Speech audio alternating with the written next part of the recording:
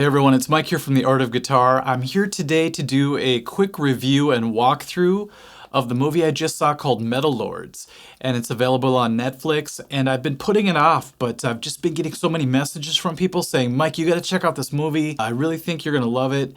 And I read about it and I was like, you know what? This seems like this movie was made for someone like me. It's gonna be full of references I could tell that I'm gonna love, and I thought, man, if it's even half as good as School of Rock, I'm just gonna be in heaven. And I've chosen to hold my guitar because I feel comfortable. I think it's from being a guitar teacher for all these years, holding my guitar when I talk. So plus it gives you something better to look at than me. This is going to contain tons of spoilers, so if you haven't seen the movie yet, please watch it first and then come back to this video. Otherwise you might regret it because I'm going to be giving away a lot of parts to the movie and I don't want to spoil it for anybody. So the film centers around three characters. My favorite is Hunter. He's the main guy with the long hair. And I say he looks kind of like a young Geddy Lee from Rush, you know, mixed with like every freak that I knew in high school. And when I say freak, it's not a pejorative. I was in the freak group. Back then we had the jocks, the freaks, the preps. You know, we just had different cliques.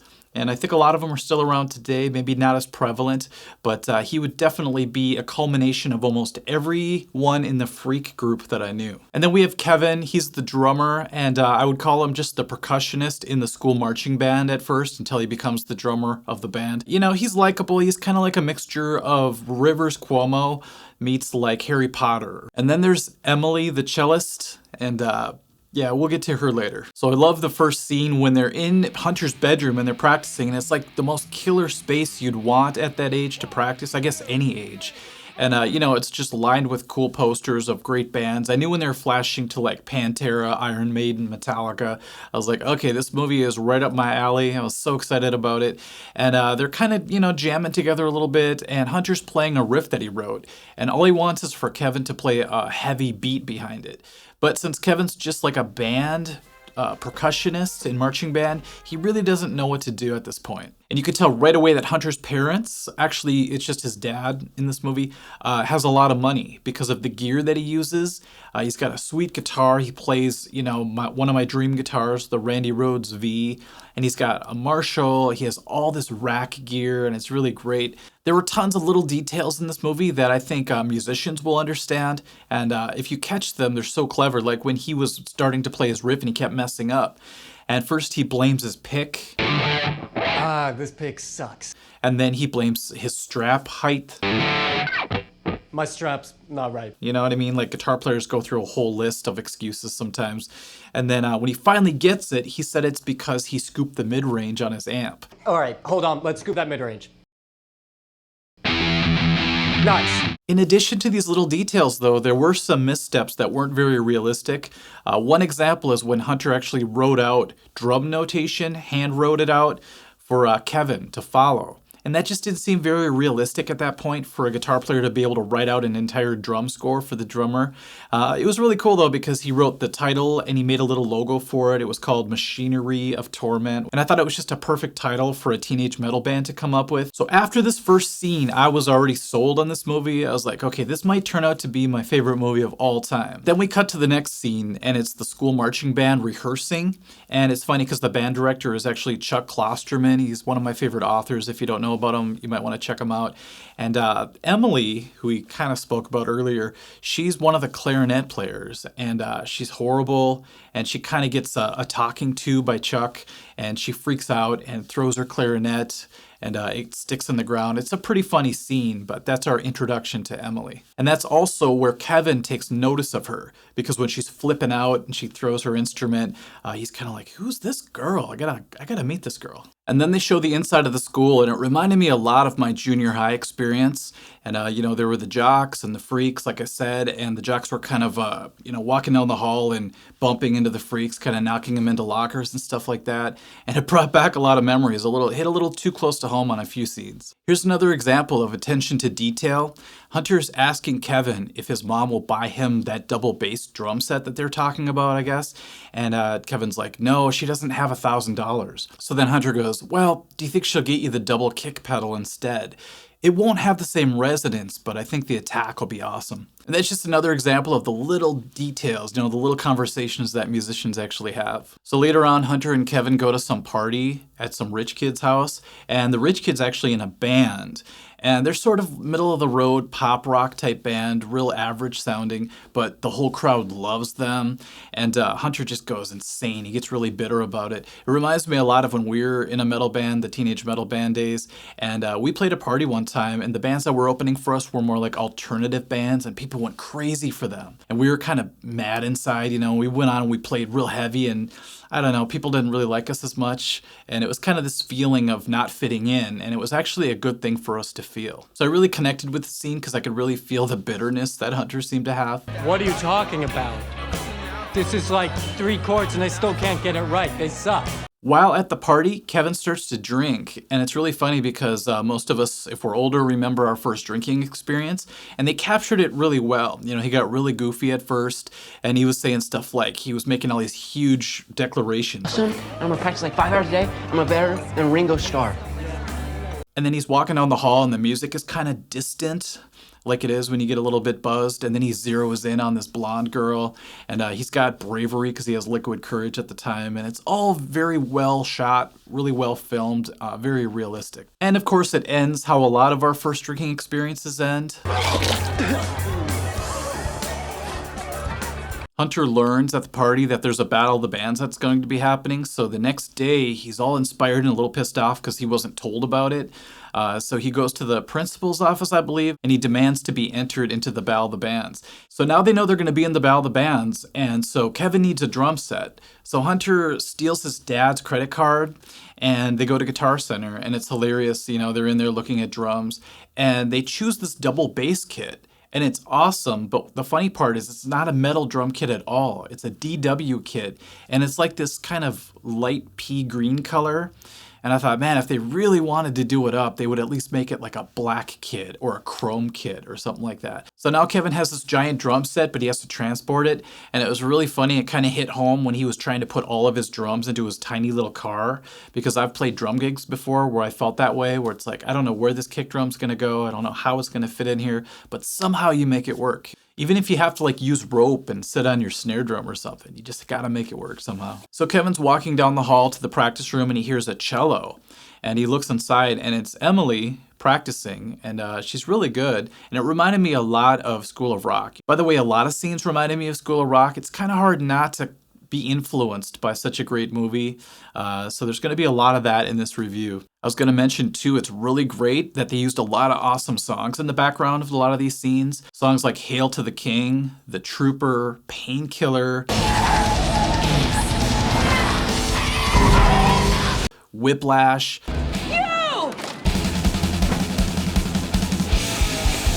It's one of those things where you'll hear a song or somebody might hear it and go, I wonder what that was. That was a really cool tune. And then they'll look it up. It's a great way for new metal fans to get introduced to great songs. There's a pretty cool car scene where Kevin and Hunter are out driving around and all of a sudden they see the jock dudes.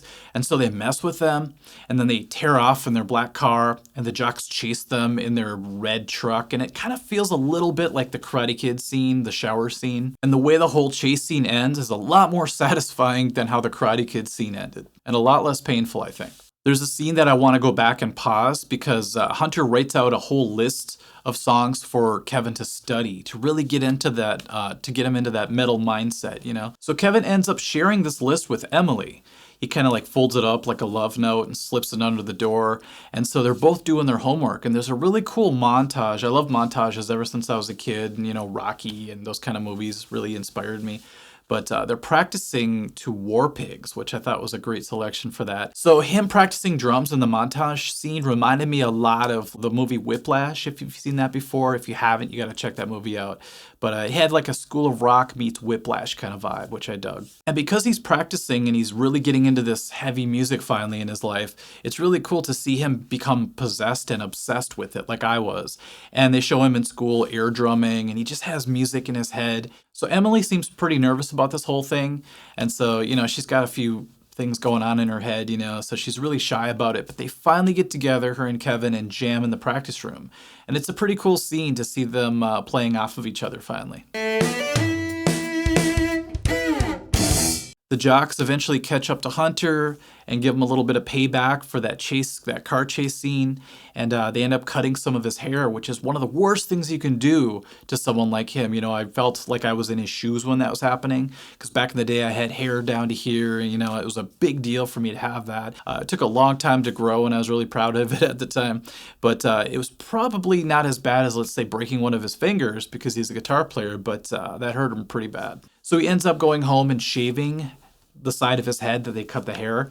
And it was funny, he said, "I feel like I look like Jason Newsted from Metallica." Later on, Hunter and Kevin have tryouts for a bass player because, Kevin still hasn't really convinced Hunter or even told him about Emily possibly joining the band.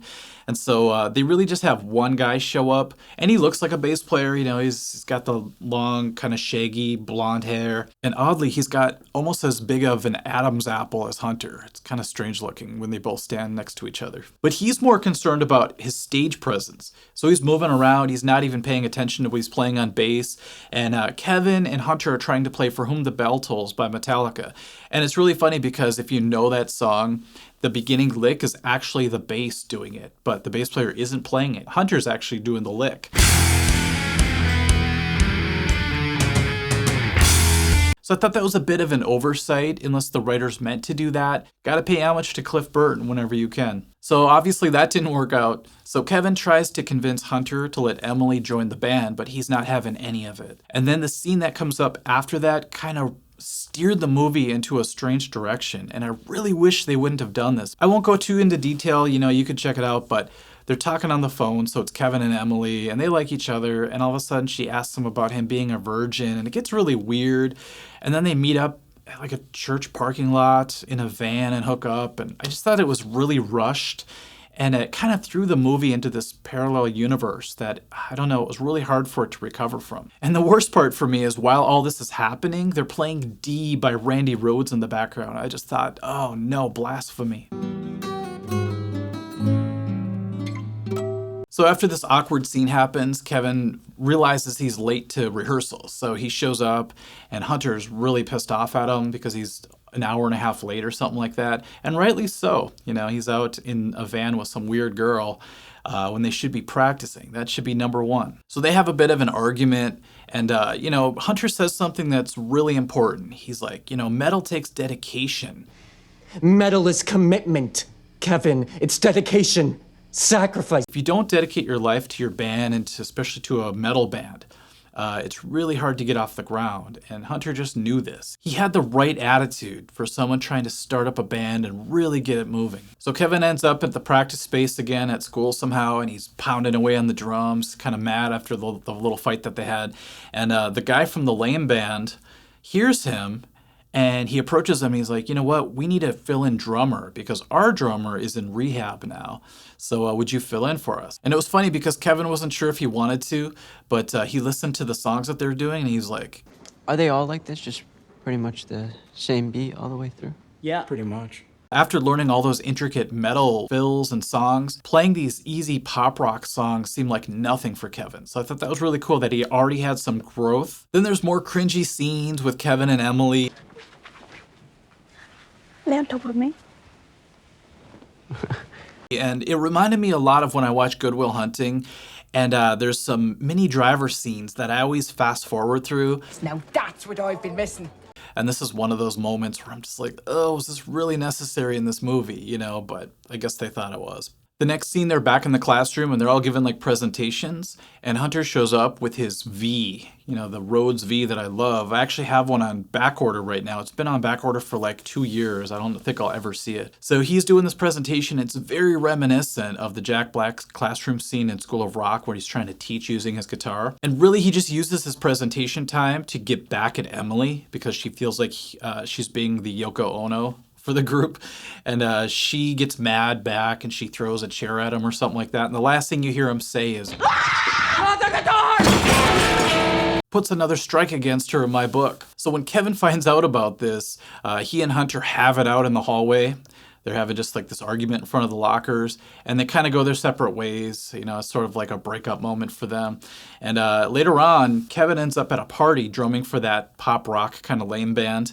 And Hunter goes full like crazy. So he goes home and he puts on spikes and he puts on Norwegian metal makeup, and they just have some awesome brutal music happening during this whole scene. I really love how they did that. And he goes to the party, I think to just seek revenge, and he's stopped by this rent-a-cop guy. It's kind of a funny scene. One thing I really love about the party scene is Kevin's drumming with that kind of lame band, and he's kind of bored. You know, he's used to playing metal, so he starts to add metal chops to the songs and the beats, and he starts to do like crazy fills and stuff like that.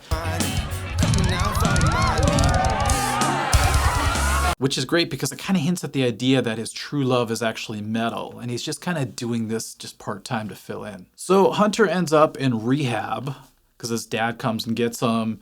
It's just a bad situation for Hunter. And I was like, what's he going to rehab for? That's really strange because nowhere in the movie was he doing drugs or drinking or anything like that. He was just way into metal and way dedicated to his band. After the show at the party, Kevin ends up in a hot tub with this blonde girl that he likes, that he met when he was drunk earlier at another party. And it's really funny because he starts to kind of, you know, make out with her, and suddenly he sees visions of 4 metal gods. And it was really great to see these cameos. So we had Scott Ian first of all, and then Tom Morello, and then Kirk Hammett. That was a huge surprise to see him. I just can't picture him flying in to film, you know, a scene in a movie. And then Rob Halford was the final cameo. And it was funny because I was really paying attention to their acting, because you know how musicians want to be actors and actors want to be musicians. And it seems like a lot of their acting was very stilted, like you would expect from musicians. But Rob Halford seemed like the most natural actor out of the 4, in my opinion. Then there's a scene that kind of seems like a bonus scene, like you would see on the Blu-ray or something like that. And it was really strange because they're back at Guitar Center and Emily is looking through tab books. And she chooses the And Justice for All tab book. A very strange choice. If you ever saw my video on, it was one of my Bad Tab series books on And Justice for All, you'll know why. But it's not just that she chose that book in particular, it's that she plays cello and she wanted to buy the guitar tab book for And Justice for All. Very strange. So like I said, Hunter's in rehab for being a metalhead. I don't know why you'd be in rehab for that, but his dad thought he just needed to go away for a while, I guess. But in there, he finds out that his doctor is actually a guy named Troy Nix. Earlier in the movie, Hunter was talking about this legendary band that played Battle of the Bands at their school, and they were called Kiloton. And Troy Nix was in that band, so he's kind of legendary in Hunter's mind. So when Hunter finds this out, he just gushes. Dude, you guys were gods. I go to Glenwood Lake High, man. I see that. My condolences. And so he kind of schmoozes him a little bit, but he doesn't mean to. He's being very genuine with his praise. And so when Troy Nix finds out that there's really nothing wrong with Hunter, he's just a huge metalhead, and he might have gone a little overboard because of his exuberance, if you will, for metal. He's like, you know what, you could just leave. After all this is processed, you know, over the weekend, you can go home Monday. But Hunter wants to get out because he has to go to the Battle of the Bands. So he's like, is there any way I can get out early? And because of the bureaucracy and all that, he's not able to let him leave. But you'll see if you watch the movie, he somehow is able to get out.